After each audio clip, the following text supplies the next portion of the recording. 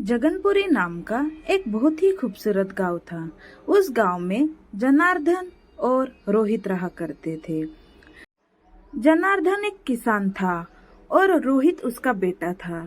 जनार्दन काफी ही गरीब था और दयालु था। रोहित काफी निर्दयी था। जनार्दन, बेटे, तुमने अपने स्कूल का होमवर्क किया क्या?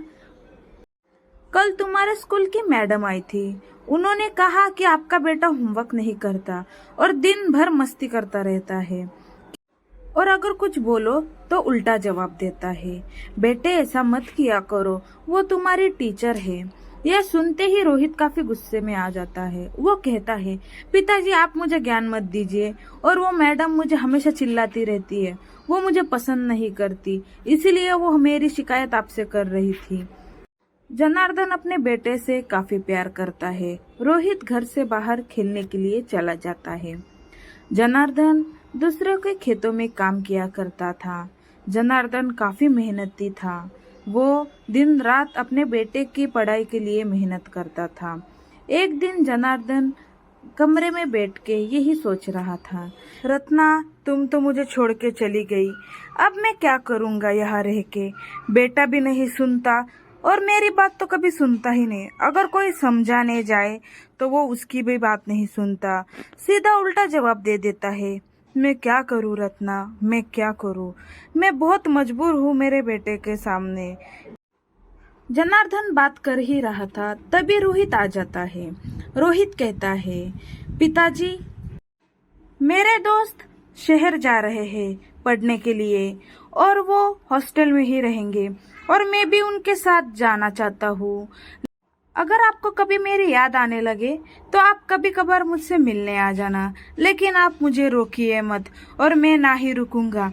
मैं अपने दोस्तों के साथ जा रहा हूँ, यही बात मैं आपसे बोल रहा हूँ। यह सुनते ही जनार्दन बोलता है, बेटे, तुम्हारी माँ तो अब इस दुनिया में नहीं रही और तुम ही मेरे आखिरी सहारा हो। तुम भी चले जाओ तो मैं कैसा रहूंगा? लेकिन रोहित नहीं मानता। रोहित अपने पिताजी को छोड़ के शहर चला जाता है। 10 साल बाद अब रोहित बहुत अच्छे कंपनी में काम करने लग जाता है और अच्छी खासी तनख्वाह मिलती थी। लेकिन रोहित अब अपने पिताजी को भूल गया था। वो अपने पिताजी के पास कभी नहीं मिलने आता था और कभी बात भी नहीं करता था। दादाजी जनार्दन से कहते हैं, जनार्दन, तुम्हारी तबीयत तो काफी खराब है। हमने रोहित को फोन कर दिया है, वो आता ही होगा। जनार्दन, तुम धैर्य रखो। अगर तुम ही साथ छोड़ दोगे तो तुम्हारे बेटे रोहित का क्या होगा? तुम धैर्य रखो, रोहित आता ही होगा। जनार्दन के आंखों में आंसू थे। रोहित को फोन किया जाता है। रोहित कहता है, मुझे माफ कर दीजिए, मैं अब नहीं आ सकता। मुझे यहाँ बहुत काम है और मैं कुछ पैसे भेज रहा हूँ पिताजी के दवाई के लिए। उनको अस्पताल लेके जाना। 10-12 दिनों में मैं अपना काम कर कर आ जाऊंगा। आप चिंता मत करिए, मैं आ जाऊंगा। लेकिन इस वक्त मैं अभी नहीं आ सकता क्योंकि यहाँ पे बहुत काम है। अगर उनका काम पूरा नहीं किया तो मुझे वो काम से निकाल देंगे। यहाँ जनार्दन इंतजार करते करते मर जाता है। तभी पड़ोस वाले चाचा जी कहते हैं, इसके बेटे की तरह किसी को ना मिले। इसका बेटा बहुत ही निर्दयी और बेशर्म निकला। बेचारा इंतजार करते ही मर। अब कर भी क्या सकते हैं? जनार्दन मर चुका है। ऐसा फोन वो अब रोहित को कर देते हैं। रोहित को तो इस बात का पता भी नहीं था। रोहित को अचानक एक फोन आ जाता है।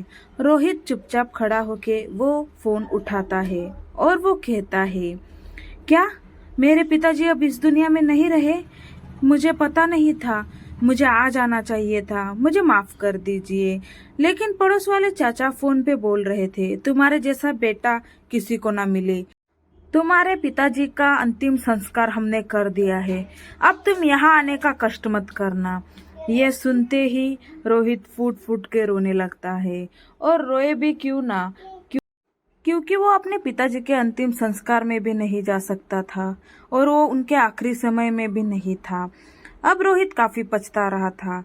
वह अब अपने जीवन में कभी अपने आप को माफ नहीं करता। वो